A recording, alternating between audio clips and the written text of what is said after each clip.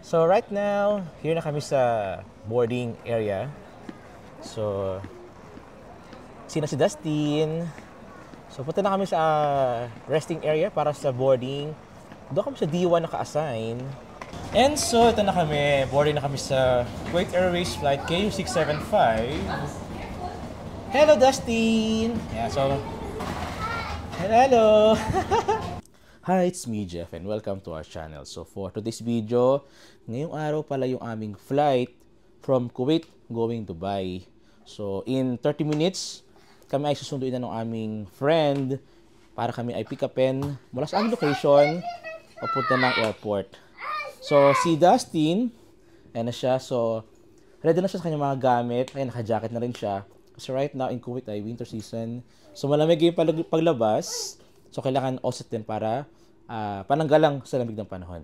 So, tara! Let's go!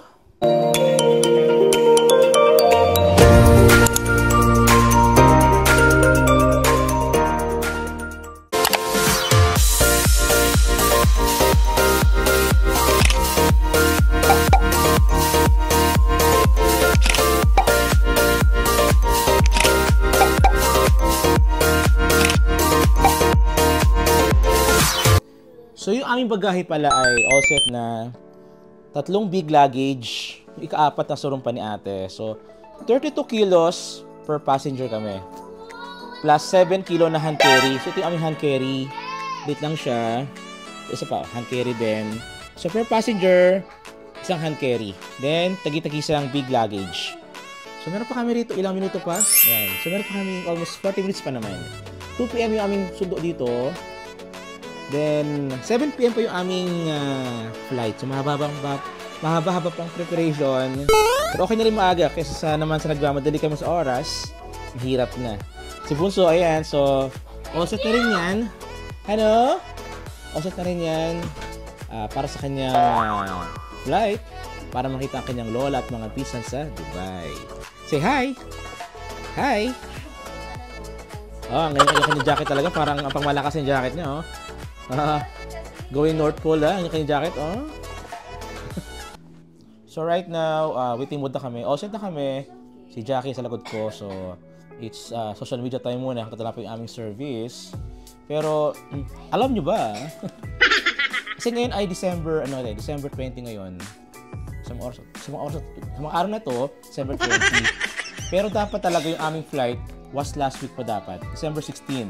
Kung nga lang, nagkaroon ng aberya kasi yung aming visa hindi dumating. So, flight na namin pero hindi dumating yung visa namin sa takdang panahon. So, anong nangyari? We need to rebook our flight. Nag-additional kami ng from December 16 move to, from December 15 move to December 20. So, na-order yung flight namin. Pinarebook namin yung flight namin, hoping na lalabas yung aming visa. Oh. Kasi, yung visa namin, pina-apply siya, I think, December 5. Pero, sa nakalipas na 2 linggo, wala pala 2 linggo, hindi lumalabas yung visa namin. So, may mga delay from the agency. And, lumabas lang yung visa namin, ano lang siya, a day after namin mag-rebook. So, ito na, yung aming visa. Lumabas na siya. We have the visa na. Kay, hi. Okay, sa akin. Kay Jed. Sabi ka dito. Sa akin. Kay Jackie. Kay Dustin. Kay Louie. So, yung aming visa, naglabasan siya a day after namin mag-rebook. O, kasi hindi kami pwede mag-flight ng Dubai nang wala kaming visa. Kasi syempre, hindi makakapatuloyin. So, akala namin, hindi na kami makatuloy ng Dubai kasi nga, it took so long. Kasi usually ang visa ng Dubai, 24 to 48 hours lang ilalabas yan. We do not know what happened but inabot ng 2 weeks. I think almost 152K sa rebooking ng ticket. We thought na hindi na matutuloy ng Dubai.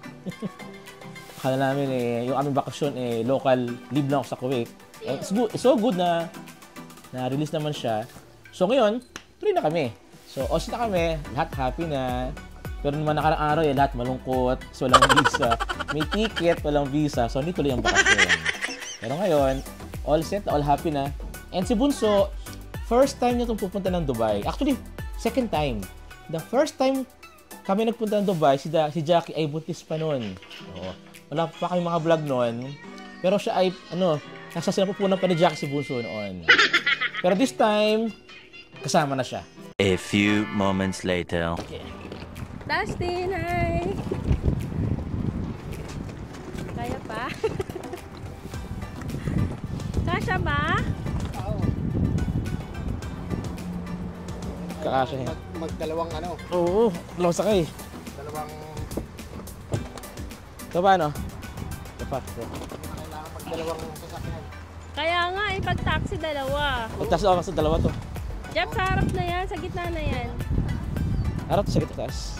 Di na kasha, ito pa eh. Jeffrey. Ito pa.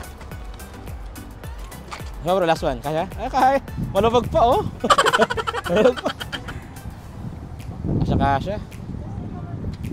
Okay. Dustin, go! Shall we? Sakay na. Si Dustin parang pupunta ng north. Ready na yung matter niya, oh. Ready na eh. So right now, narito na kami sa taxi ni Vin. Yun. So nagkasya yung aming bagahe, yung aming 4 na big luggage. And hand carry na 4 din.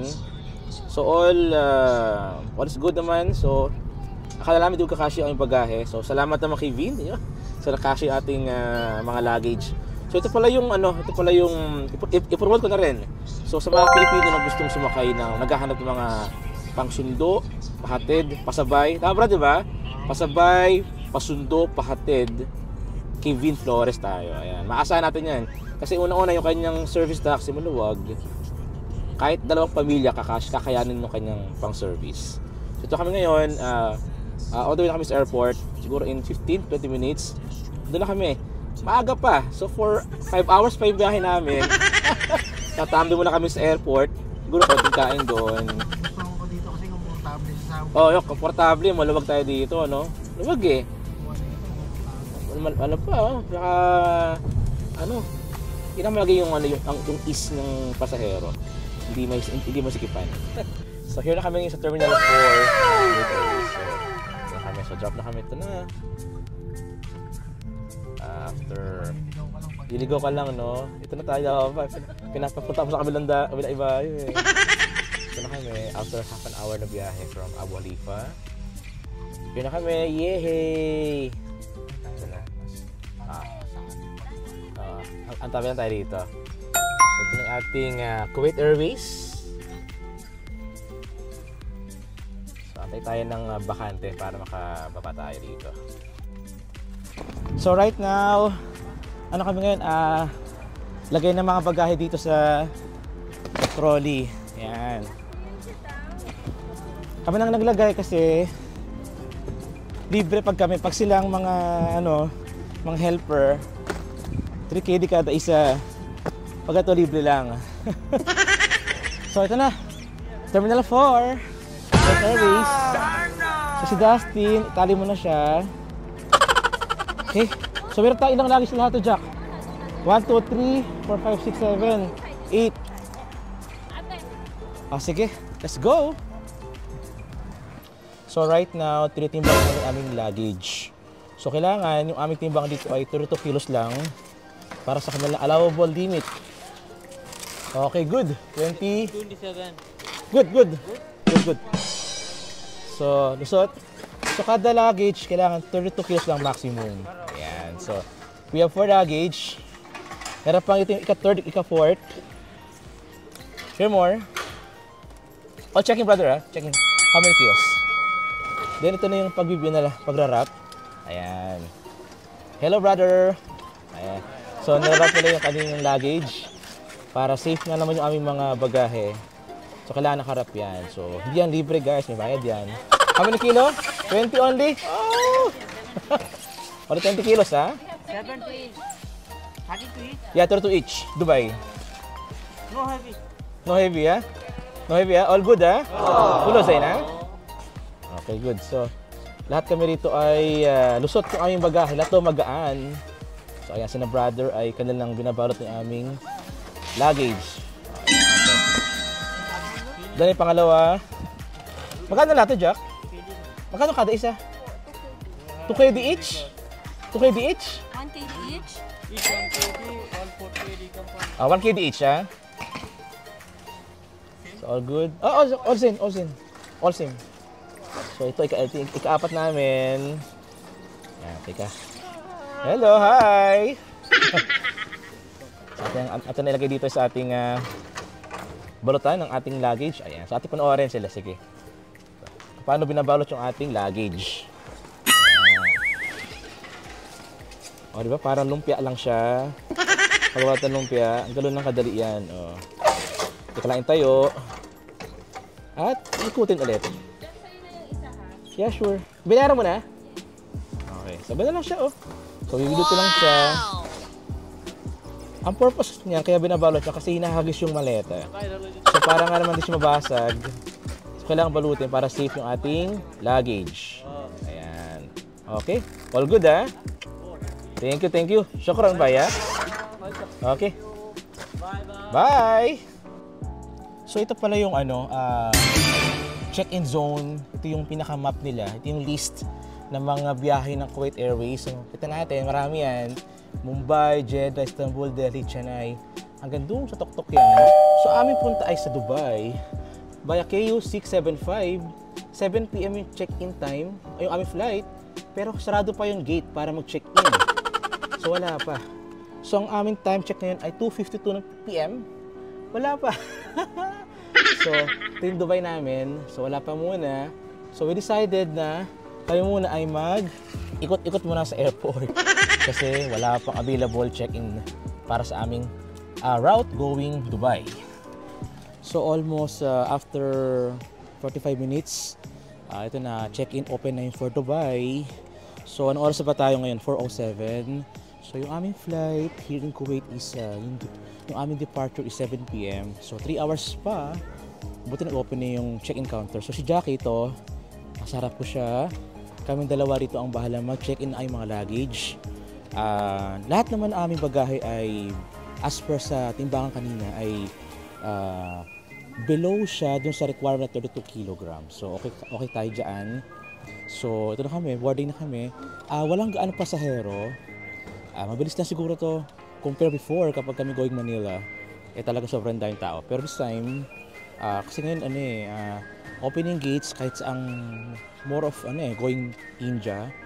Pero kami dito going Dubai tuloy-tuloy lang. After nito ay proceed na kami sa immigration. So we'll see. Ito, niready na Jackie yung mga documents na kailangan ilabas like yung visa, passport, visa, yung plane ticket, tapos yung insurance, then yung civil ID. So, all set yan. Lahat naka-ready yan para i-present ni Jackie mamaya sa check-in counter. Si Louie naman, si Dustin ay sila. Ayun, dalawa. So, they are waiting there. After na aming check-in dito, then, proceed na kami sa next na process. So, dala kami sa immigration. Dala pa lang muna kami sa check-in counter. Hindi ko na binidyohan kasi bawal doon. Same with immigration, bawal din binidyohan doon. Pero all dala kami doon. So ngayon ay, narito na kami sa lugar ng duty free. Pwede rin kumain, mabili ng pasalubong. Pero, Starbucks, Jack. Ito. Okay, so merong SB dito. Ayan, SB. Diba? Ayan, Starbucks. So, dito tayo stay. Meron kasi kaming voucher, 30% off. So we need to use it bago mag-expire ng itong taon na to. So we're gonna be staying here with Starbucks. So ngayon, we're here sa Starbucks. So ito yung aming order na tagi-tagisa kami ng frappuccino. Kay Jackie pala ay hot coffee. Ba sa'yo? Hot chocolate. So salamat sa 30% off. Ayan, sagala kami ang discount. So we bought also bread. Tigit-tigis ang bread, isa sa akin, kay Louie, si Jackie ganun din. Si Bunso, sleeping siya ngayon, tired na. So, nakakakain kami ng maayos, ng makulit. So stay muna kami dito siguro for 1 hour. Kasi, matagal pa naman yung aming flight. We still have 2 hours pa naman. So, kaya muna kami rito. Internet time. And snack time na rin. So, snack mode muna kami rito kasama ko aking family. Okay naman yung naging naging transaction sa immigration kanina. Tuloy-tuloy, hindi naharang kumpara last time nung kami pa Manila. Naharang yung aking speaker pero nakalusot. Pero this time, smooth sailing naman ang aming mga gamit. Oo. And then ngayon, 4:56 sa time ko. 7 PM pa yung flight namin. So siguro mga 6 PM, we're going up na. So kita nyo sa likod ko yung escalator. Sa taas niyan, yan yung boarding namin sa taas. So yung aming going to Dubai ay ito lang siya. Via flight KU675. Yung aming travel time ay 1 hour and 50 minutes from Kuwait. Non-stop siya. So kami dito ay akin to So Starbucks time, mandatory selfie pag Starbucks. Kumari mayaman. Kumari lang. 2,000 years later. So right now, sa boarding area. So sino si Dustin? So punta na kami sa resting area para sa boarding. Doon kami sa D1 nakaasan. So doon kami mag-aantay hanggang sa mag-start na mag-boarding. At least naka-ready na kami doon. Set up na.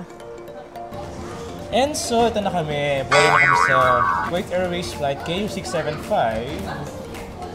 Hello, Dustin! Yeah, so, hello! Pasakay na kami ng aeroplano. So, hi guys! Si ate nasa likod ko. Hello, ate! Ayan. So, let's go here na. So ito na yung bridge catwalk or anything para connecting sa wala sa loading bay papunta ng airplane. So ngayon time check, it's 6:10 PM. Malamig. Current temperature ngayon sa labas ay 15 degrees Celsius. Maginaw sa labas pero si Justin, hindi nag-jacket yung bata, Jack. Malamig ko, nararamdaman ko yung lamig dito. So mahababang lakaran. Here.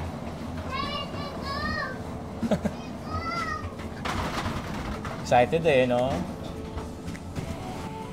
And just like that, we're here na inside the plane. Kapag boarding na kami, it's 6:30 PM. In 30 minutes, fly na kami from Kuwait going to Dubai. And yung aming trip will cost, the total travel time is 1 hour and 55 minutes from here. Then we'll be arriving in Dubai ay mga 10 PM na rin. So gabi na rin siya. Local time nila. So yun naman. So yung continuation ng ating vlog, meron pa tong part 2 para ituloy natin yung biyahe from here hanggang sa makalapag tayo ng Dubai hanggang sa makarating Abu Dhabi.